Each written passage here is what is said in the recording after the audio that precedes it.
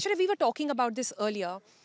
I spoke with, by the way, just FYI to all our viewers, we try to speak with so many MPs all day long. And while they're ready to speak to us off record, a lot of younger ones, mind you, they don't come on record to speak about the issue. Do you have some insights on why that's happening?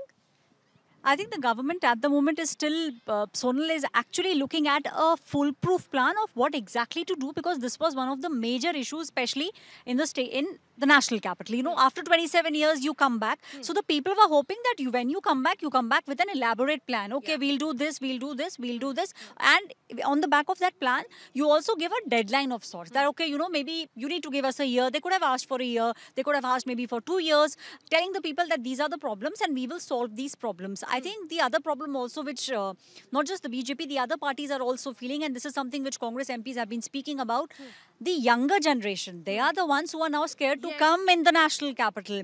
The older ones are still a little bit okay with it, that okay, hey, pollution. I have a slightly different view. I think the older politicians haven't woken up to the issue just yet. Just like how it happens in our houses, I think our parents and our grandparents still haven't understood the degree of damage that happens with air pollution. It's the same with older MPs as well.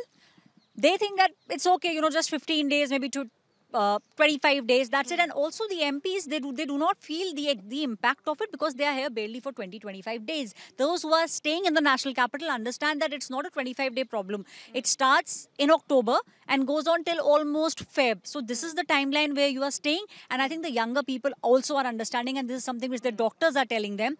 If you stay with these lungs, your lifespan will be shortened. Now just imagine if there is a baby, the lifespan of the baby already has been short.